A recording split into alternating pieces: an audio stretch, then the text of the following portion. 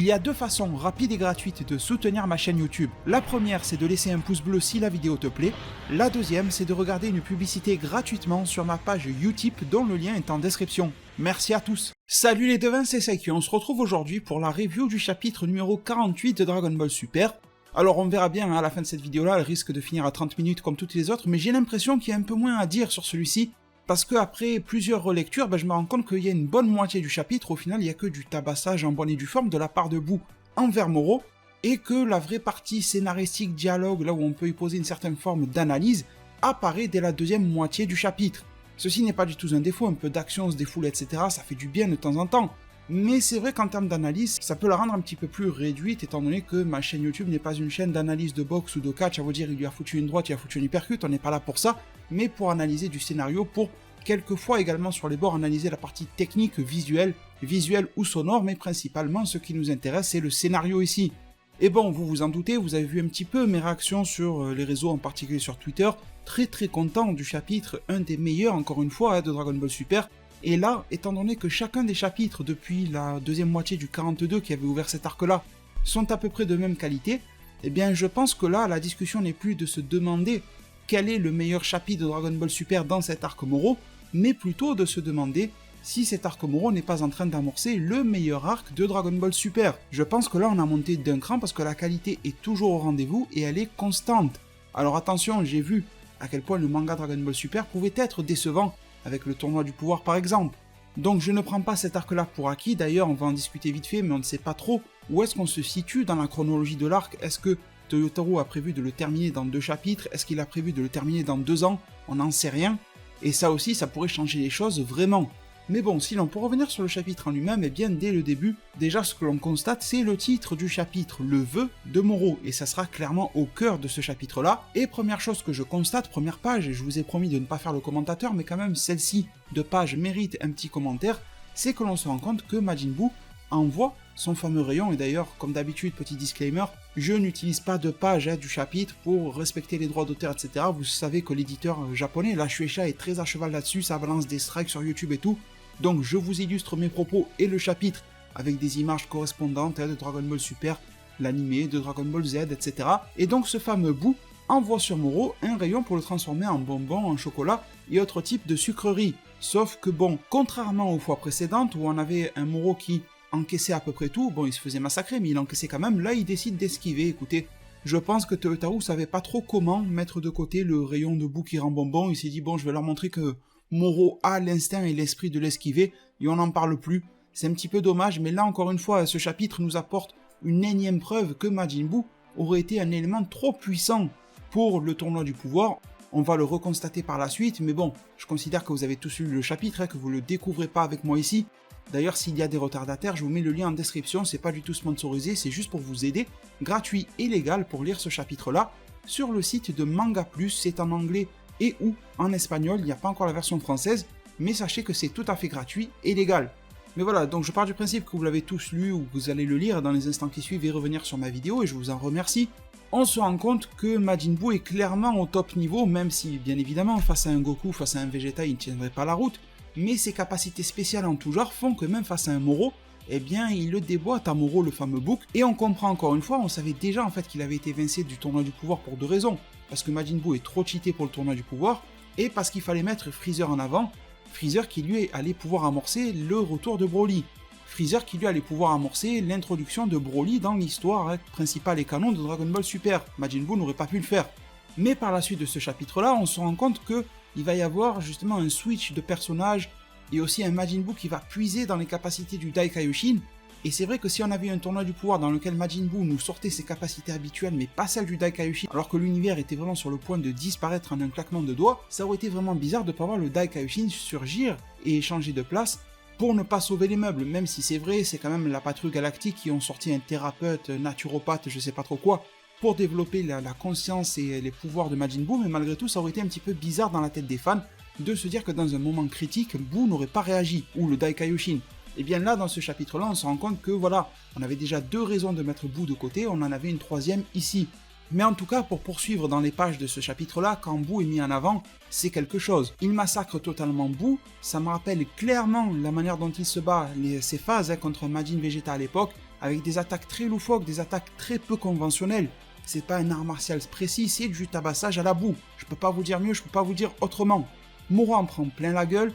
Goku, Vegeta, Jaco et Meru, surtout les deux patrouilleurs, sont très étonnés de ses capacités.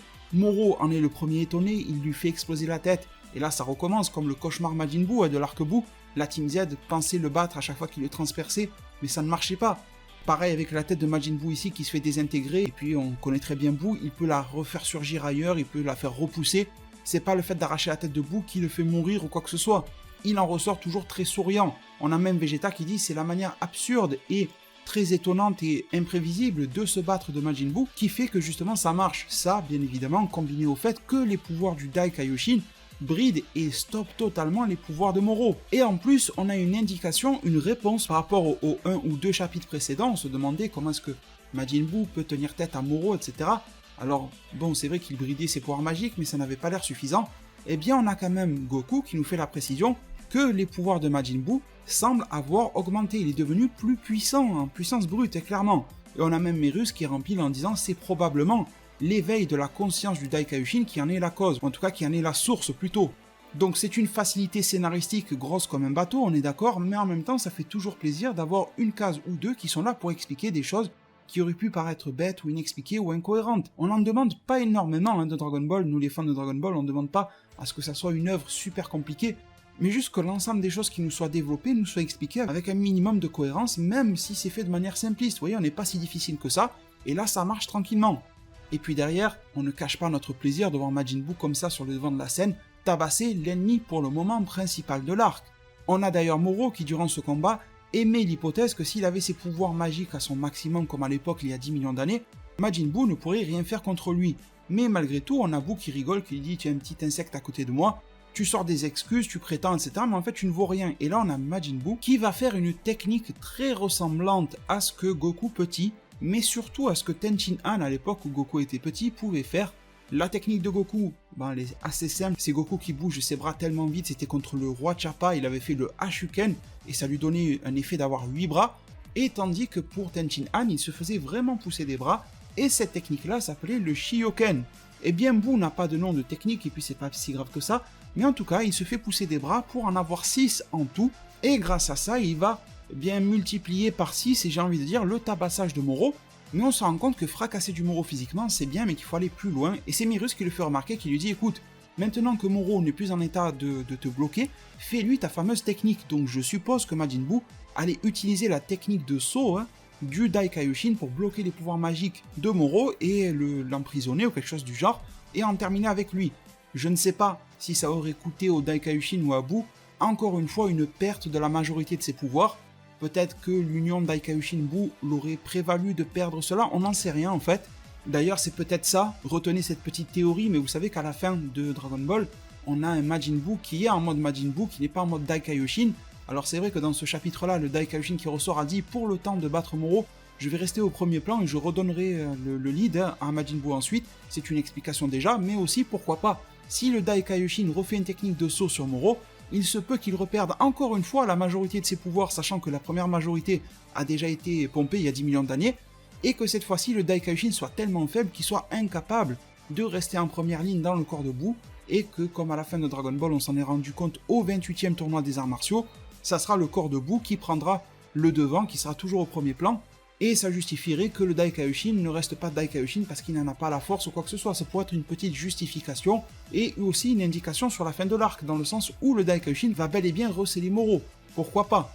Mais bon, je vais un petit peu loin, continuons sur le chapitre. J'ai bien aimé la case où Merus interpelle Buu et lui dit d'arrêter de jouer avec lui en gros et de le sceller, et que tu as Majin Buu qui se tourne, qui laisse ses bras tabasser Moro, et lui avec un petit sourire il fait ok je vais le faire. Ça c'était drôle, déjà c'était super drôle, mais en même temps c'est limite épique. C'est vrai que tu as un gros gaillard rondouillard avec un Majin Buu et tout ça, mais pourtant c'est tellement épique de se dire que le grand méchant de l'arc n'a même pas besoin que Majin Buu soit concentré à 100% sur lui, il suffit que ses poings s'en occupent pour lui pendant que lui peut faire totalement autre chose.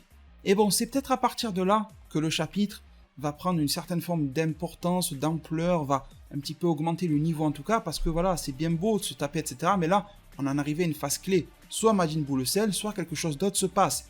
Eh bien, quelque chose d'autre se passe. Il y a Porunga qui débarque, ça va bloquer les actions de Buu qui se demandent qu'est-ce qui se passe. On a même Jaco qui émet l'idée qu'il pourrait y avoir un cycle jour-nuit très abrupt et très rapide sur Namek. Non, on sait tous très bien que ce n'est pas le cas, les devins. Comme sur la Terre, comme sur n'importe où en fait. Une fois que tu invoques un dragon sacré, en particulier Purunga et Shenron, parce que pour Super Shenron tu l'invoques dans l'espace, donc il fait déjà nuit, mais en tout cas la nuit se présente, elle arrive d'une manière radicale, et là bien évidemment Purunga avait été invoqué. Je vous avais proposé une mini prédiction sans trop de conviction, mais bon voilà, j'ai eu la chance qu'elle se réalise, en vous disant que Cranberry était laissé tout seul en fait, qu'il pouvait avancer dans son coin, qu'il serait peut-être capable d'invoquer Purunga de son côté, sans qu'on s'en rende compte, et c'est bel et bien le cas. Alors là, il y a 2-3 trucs à discuter. La première déjà, c'est que le doyen des Namek, c'est Muri. Et théoriquement, Shenron ou Purunga sont liés à un Namek en particulier, et si celui-ci décède, comme c'était le cas du doyen des Namek sur Namek à l'époque, celui qui était en surpoids, on va dire ça comme ça, et bien âgé, une fois qu'il avait décédé, Purunga disparaissait. Alors, est-ce que Muri avait compris je reviens sur le chapitre 48 de DBS, qu'il allait se faire tuer ou un truc comme ça, et qu'il a passé le relais en tant que chef de la nouvelle planète Namek au petit Namek SK, qui serait un petit peu un Dendebi façon nouvelle Namek, et qui lui va prendre le relais, qui sera le futur des Namek, qui va reconstruire le peuple Namek plus tard, ou en tout cas Muri a fondé ses espoirs en lui, parce que sinon ça serait incohérent que Muri se fasse tuer par Cranberry. On a même Majin Buu à la fin du chapitre qui dit bien que Muri est décédé, mais pourtant Purunga est resté.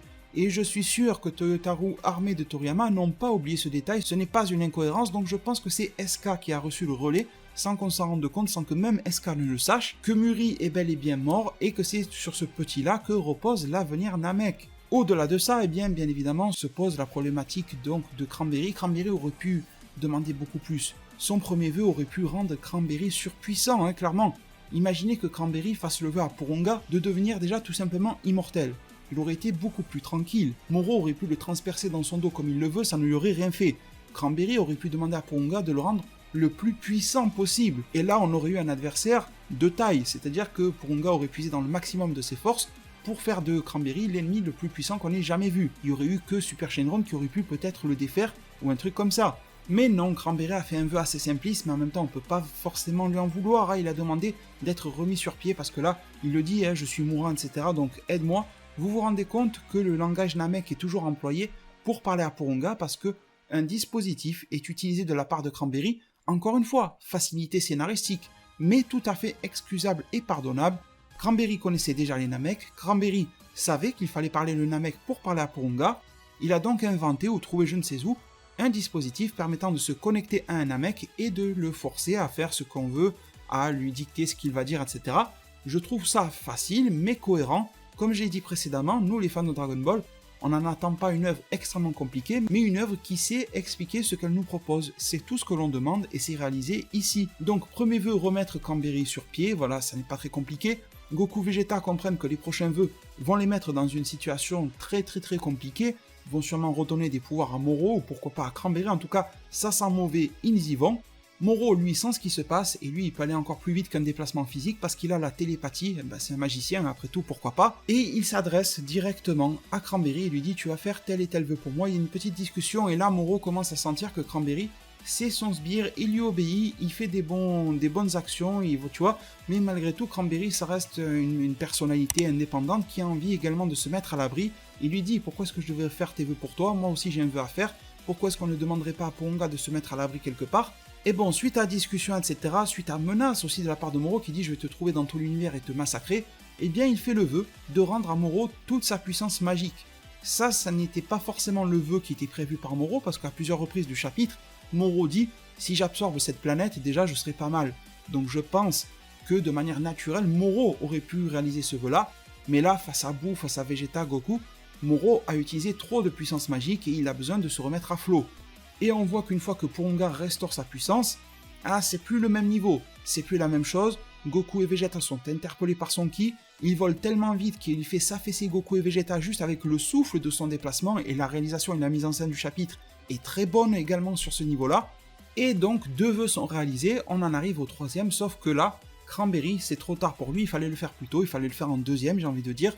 Il demande à aller sur une planète dans laquelle ni Freezer, ni l'armée de Freezer, ni la patrie galactique, ni Moro lui-même ne pourraient le trouver et de le téléporter le plus rapidement possible, sauf que Moro est déjà là, et il transperce, d'ailleurs ce sera peut-être la 3e fois, 2 ou 3e fois où Moro transperce quelqu'un dans cet arc-là, On dirait que c'est sa technique favorite, et Cranberry ne peut plus faire de vœux.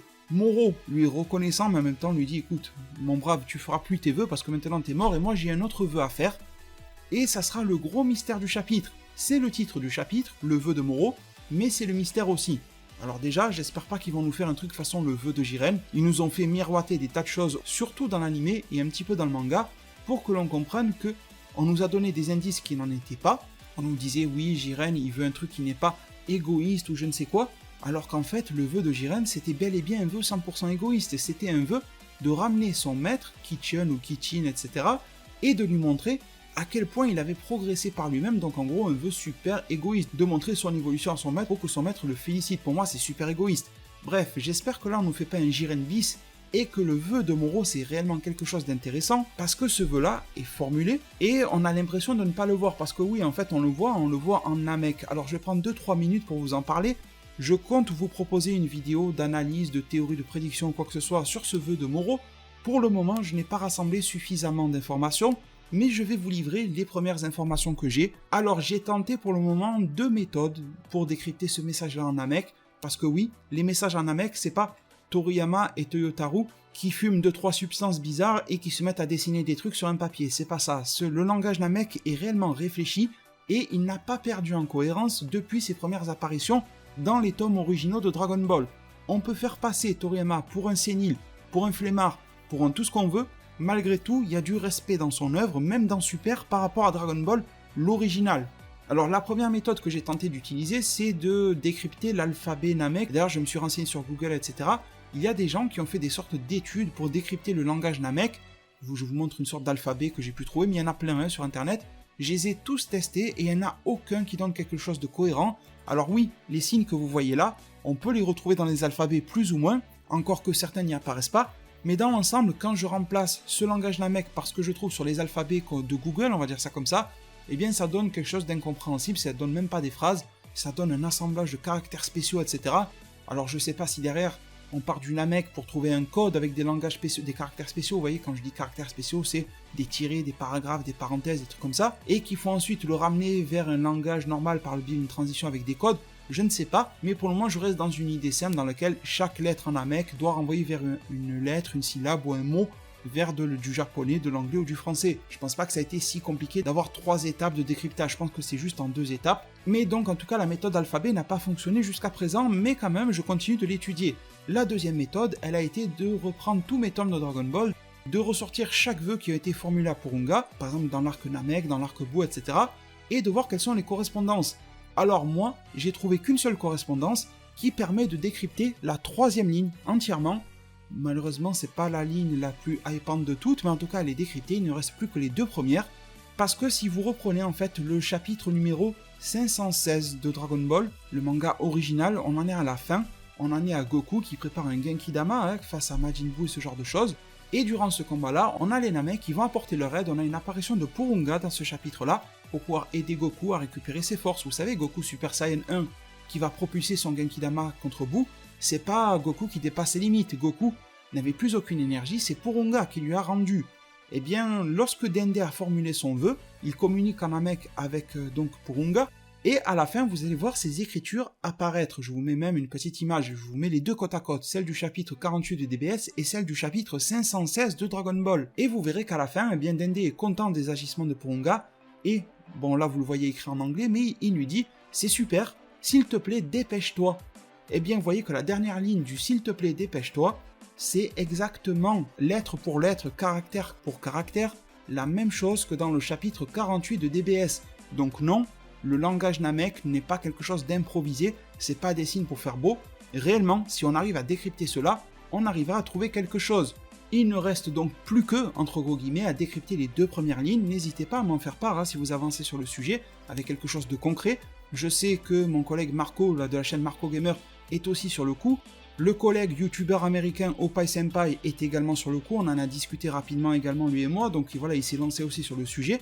L'ami DBS Chronicles est également très intrigué par le sujet, donc voilà, je pense que la communauté, vous qui m'écoutez, pas que les youtubeurs, vraiment tout le monde, il n'y a pas les youtubeurs sont supérieurs, je sais pas quoi, on est tous égaux, on est tous pareils, on peut arriver à décrypter ça et ça serait cool d'arriver à le trouver. Donc voilà, pour le moment c'est le sujet sur lequel je travaille, je vous ai donné alors la signification de la 3e ligne, elle est sûre à 100%.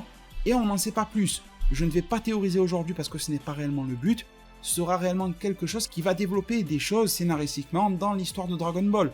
Que ça soit ramener des univers, que ça soit ramener des planètes, que ça soit pour ramener l'équipe, peut-être de Moro qu'il pouvait avoir à l'époque, pour libérer tous les prisonniers de la patrouille galactique, peut-être que ses amis s'y trouvaient, je ne sais pas, parce qu'à un moment, on a Moro qui dit « vous allez vous rendre très vite compte de quel était mon vœu ». Donc peut-être que la prison de la patrouille va être vidée de ses prisonniers, je ne sais pas, vraiment je ne sais pas, là c'est juste de l'hypothèse à la con, mais j'espère en tout cas que ça aura un vrai impact, parce que le coup du tournoi du pouvoir nous ramener 80 combattants mortels, et qu'il y en a 5 dans le lot qui servent à quelque chose, c'est bon, on a déjà donné, maintenant on veut que si on nous apporte du nouveau, on veut que tout soit utile, on veut que le nombre de déchets soit réduit au néant, et j'espère que cet arc-là va diriger cela d'une main de maître. Les vœux de Moro sont exaucés, c'est le moment de se quitter avec Goku et Vegeta, et là je pense que ça va vous faire plaisir de voir à quel point Goku a perdu tout aspect débile, et que là on retrouve le Goku que l'on pouvait avoir quand il était plus adulte depuis l'arc Namek, ce type de tête, ce type de visage, c'est clairement le Goku sérieux quand il y a une menace qui le surpasse dans divers arcs de Dragon Ball depuis un bon moment déjà. Moro s'enfuit avec beaucoup de prestance, ça me rappelle pas mal sa manière de s'enfuir à Moro, le passage avec le docteur Gero à l'époque dans les montagnes, ça ressemble d'ailleurs le lieu rocailleux, etc. Quand on avait Gero qui se confrontait à Vegeta ou autre et qui s'enfuyait dans les montagnes pour absorber de l'énergie à droite à gauche, et que donc le ki de Gero est masqué de manière naturelle parce qu'il est un robot, parce qu'il est robotisé. Tandis que là, Moro, bien, il a appris à cacher complètement son ki, et donc il se cache dans les montagnes pour ne pas être vu par Goku Vegeta. Et l'objectif, comme le dit Buu en mode Dai Kaioshin après avoir sauvé SK, eh bien, c'est que Moro a récupéré ses pouvoirs magiques, mais qu'il a besoin également de récupérer en force brute, en énergie vitale et tout cela, et que pour ce faire, il va quand même absorber l'énergie de la planète Namek. Donc je pense, les devins, que même si Moro a récupéré son pouvoir magique de la part de Porunga, il va écumer encore l'univers, pour absorber pas mal de planètes. D'ailleurs, au tout début de l'arc, dans les premiers chapitres, on avait Moro qui scannait l'univers et qui disait « Ah, depuis mon absence, la vie s'est redéveloppée dans l'univers. » Mais pourtant, si on se rappelle du Kaioshin au tournoi du pouvoir, il nous disait qu'il n'y avait plus qu'une petite vingtaine de planètes qui possédaient des mortels puissants, intelligents et tout ça. Donc je pense que Moro savait qu'il y avait beaucoup plus de planètes que ça dans l'univers 7 à l'époque, parce que c'est lui qui a absorbé la grosse majorité il y a 10 millions d'années, donc il le sait bien. Quand il est revenu, qu'il est sorti de prison, il a senti que certaines sont revenues ou se sont repeuplées, que les Kaioshin ont refait un petit peu de leur boulot pour repeupler l'univers, mais que ce n'est pas encore au même niveau qu'avant, et probablement que s'il veut devenir tout puissant, imbattable et tout ce que l'on veut, il va falloir qu'il en absorbe encore beaucoup plus, qu'il en fasse revenir pour les absorber. Et je vous ferai rappeler un truc, je vais pas faire le forceur parce que je vais en parler que 2 minutes, que Beerus avait dit « Ça m'arrange si Moro fait mon travail à ma place, c'est-à-dire de détruire les planètes. » Mais qu'en est-il si Moro fait le vœu de faire revenir les planètes? Là, ça serait anti-travail de Beerus, non, on est d'accord. J'aimerais bien voir, sans parler de combat, on va essayer de se calmer sur le sujet, mais quelle serait la réaction que Toyotaru va donner à Beerus si l'inverse du travail de Beerus est réalisé par Moro? Quelle va être la justification scénaristique pour que Beerus n'intervienne pas? Là, ça m'intriguerait encore plus. Et bon, fin de chapitre, avec son petit twist très intéressant, c'est le fait que Majin Buu donc déjà redonne l'énergie totale à Goku et Vegeta, il les soigne, c'est facile pour lui, il était capable déjà Buu de faire ça à l'époque sans puiser concrètement dans les pouvoirs du Dai Kaioshin quand il a sauvé le petit enfant aveugle, etc. Il semble que ça soit dans les capacités de Buu de base de pouvoir soigner quelqu'un, c'est vrai qu'il avait le Dai Kaioshin à l'époque en lui, mais je pense qu'il peut le faire déjà de lui-même, alors avec l'éveil des pouvoirs du Dai Kaioshin, ça me semble encore plus facile pour lui. Et la facilité de ce chapitre-là, eh bien, ça sera de faire en sorte que les corps de Buu et du Dai Kaioshin switchent à l'intérieur du même corps. C'est-à-dire que là, Buu n'est pas mort, Buu n'a pas disparu ou quoi que ce soit, c'est simplement une alternance dans leur corps. Moi, je vous avais fait la théorie du Buu qui servirait de Skype au Dai Kaioshin, donc sans sortir du corps de Buu, le Dai Kaioshin interviendrait. Bah alors ma théorie n'est pas si fausse que ça, mais Toyotaru a été encore plus loin que ça, parce que moi je pensais que ça serait l'esprit du Dai Kaioshin qui se manifesterait au travers de Buu. Grand maximum, j'imaginais que les traits de visage de Buu pourraient ressembler un petit peu plus à ceux du Dai Kaioshin, mais pas plus que ça, parce qu'on avait déjà vu dans le passé Buu changer son visage ou autre, mais là Toyotaru a poussé le bouchon encore plus loin, et ça n'est pas pour me déplaire, parce que on a carrément le Dai Kaioshin qui ressort ici. Un abonné me l'a fait remarquer que sur une case, le Dai Kaioshin ressort, mais au lieu d'avoir sa ceinture de Dai Kaioshin comme vous le voyez ici, il a la ceinture de Majin Buu, et c'est le type de petites erreurs de faute d'inattention que fait Toyotaru dans ses chapitres, il n'y a rien de grave, mais si vous reprenez les précédents chapitres, vous trouverez toujours une ou deux cases dans lesquelles Vegeta, donc dans ce chapitre je pense pas qu'il y ait eu de problème, mais dans les précédents oui, une ou deux cases dans lesquelles Goku et Vegeta n'ont pas le logo de la patrouille. Bah là par exemple t'as un Dai Kaioshin qui au lieu d'avoir sa ceinture de Dai Kaioshin a la ceinture de Majin Buu avec le M de Majin. C'est pas grave du tout, et ça sera très probablement corrigé une fois que les tomes finaux, là ce n'est que de la pré-publication, sortiront, mais je tenais tout de même à vous le souligner, il n'y a rien de grave, et je pense qu'on aurait probablement tous fait l'erreur en tout cas. Et on en arrive sur la dernière page du chapitre, c'est le moment de se quitter. Il y a le Dai Kaioshin et Vegeta qui posent leurs mains sur les épaules de Goku, et on ne sait pas réellement vers où ils vont, et d'ailleurs Jaco et Merus et SK semblent rester sur cette nouvelle Namek. On ne sait pas s'ils vont patienter ici, s'ils vont partir au QG de la patrouille, mais Merus et Jaco et SK ne devraient pas rester ici, étant donné que Moro est en train d'absorber la planète. Mais on a quand même quelques indications, si on s'en fie à notre logique et aux éléments du chapitre, parce que la dernière page, dans le magazine V-Jump, parce que sur les sites, etc., ça n'y est pas, mais sur le magazine V-Jump, il y a la preview du chapitre 49, qui nous dit que la bataille décisive de la planète Namek va avoir lieu dans le chapitre 49 contre Moro. Alors je pense que là, Goku, Vegeta et le Dai Kaioshin sont en train de partir soit au QG de la patrouille, soit sur Terre, pourquoi pas, c'est vrai, mais ça me semble un petit peu tiré par les cheveux, soit sinon, c'est l'idée qui me vient le plus parce que ça me semble logique, dans le Kaioshinkai, le monde des Kaioshin, après tout, le Dai Kaioshin qui revient et qui va dans le Kaioshinkai, ça me semble pas incohérent. D'ailleurs, pourquoi est-ce que ce n'est pas le Dai Kaioshin qui fait une téléportation? Le fameux Kaikai, je pense qu'il en est capable, c'est un petit peu étrange, bon, c'est pas très grave, mais on verra. Il y a aussi les possibilités du monde de Beerus et de Whis, ça serait intéressant de voir le Dai Kaioshin discuter avec Beerus, donc voilà, beaucoup de possibilités, mais là où on a des indications, c'est sur le fait que l'on va bel et bien revenir sur cette planète Namek avant que Moro ne l'absorbe, parce que déjà, j'ai l'impression que Merus, Jaco et SK restent ici. On nous fait comprendre que l'absorption de Moro de la planète Namek prend beaucoup de temps. C'est bizarre parce que quand on voyait Moro il y a 10 millions d'années, il absorbait les planètes très rapidement, ça devenait une petite sphère et c'était rapide. Donc là, j'ai l'impression que la facilité scénaristique tape encore à la porte, mais ce n'est pas grave. Et également, cette fameuse preview qui nous dit que la bataille décisive de la nouvelle Namek va avoir lieu en chapitre 49, ça confirme alors les propos que je viens de vous donner, comme quoi Moro sera en train d'absorber la nouvelle Namek, mais que Goku et Vegeta vont faire je ne sais quoi chez je ne sais qui. En tout cas, ils vont très sûrement augmenter leur pouvoir, probablement le Dai Kaioshin qui va les aider à bloquer les pouvoirs de Moro pour ne plus se faire absorber leur pouvoir à l'avenir. On avait tous aussi une théorie comme quoi Buu pourrait absorber Goku et Vegeta pour augmenter ses propres pouvoirs, sans que Moro puisse utiliser ses pouvoirs magiques. Il y a également maintenant une nouvelle paire de Potara de la part de ce Dai Kaioshin. Je vous l'avais dit dans la vidéo de spoiler, ce n'est pas du tout une idée qui m'intéresse parce qu'on aurait eu l'arc Zamasu Végétaux, l'arc Tournoi du Pouvoir l'Ultra Instinct qui était cool, l'arc Broly avec Gogeta, et là l'arc Moro, on aurait encore une fusion, on aurait Végétaux. Alors ok, on peut dire que Végétaux va apprendre de la part du Dai Kaioshin comment brider les pouvoirs de Moro et on va avoir un combat au sommet, etc. Mais juste j'en ai marre, pourtant vous savez à quel point j'aime Végétaux, là au moment où je vous parle j'ai 3 ou 4 figurines de Végétaux sur mon bureau, mais malgré tout j'ai pas envie de voir Végétaux débarquer comme solution finale à tous les arcs. Malgré tout, je garde en tête qu'il y a une nouvelle paire de Potara ici, donc on verra bien si elle peut servir aussi. Après tout, le but est de sauver le monde, et si on était à leur place, on ferait tout pour le sauver. Mais voilà, je pense que Goku et Vegeta, sa manière évidente, vont se constituer un nouvel atout, un nouveau power-up, une nouvelle technique, une nouvelle magie, pourquoi pas. Une nouvelle transformation, j'y crois pas trop pour le moment, mais bon, ça serait intéressant d'avoir un Dai Kaioshin qui aide Goku pour l'Ultra Instinct, mais bon, là je vais loin. Mais en tout cas, il va y avoir un bonus, c'est ça que je veux vous dire chez Goku et Vegeta. Il va y avoir un bonus chez Moro, qui vient de faire son vœu, qui est en train d'absorber Namek, donc entre temps il va en absorber peut-être la moitié. Son autre vœu mystérieux va prendre également forme, on ne sait pas ce que c'est.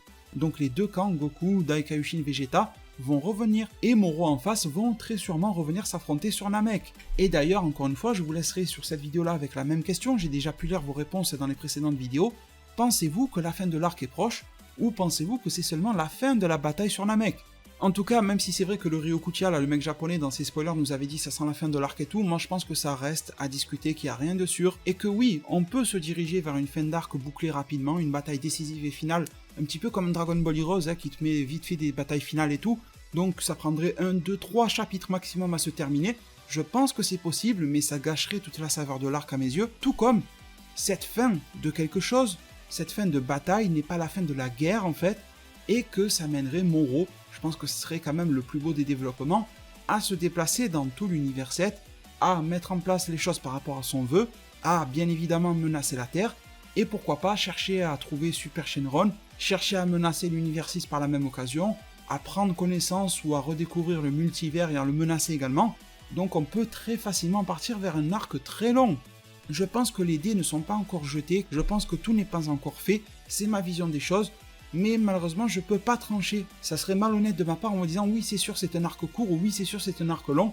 La seule chose que je peux vous dire pour sûr c'est que à ce jour, Toyotaro et Toriyama peuvent faire ce qu'ils veulent en termes de longévité de cet arc là, et c'est ça qui est d'ailleurs très hypant, très intéressant et très beau parce que voilà, on a beaucoup de perspectives qui s'ouvrent à nous, de beaux sujets de discussion prochainement en approche sur ma chaîne YouTube, comme par exemple le vœu de Moro décrypté, je l'espère. Il est temps pour ma part de vous remercier énormément pour tout votre soutien.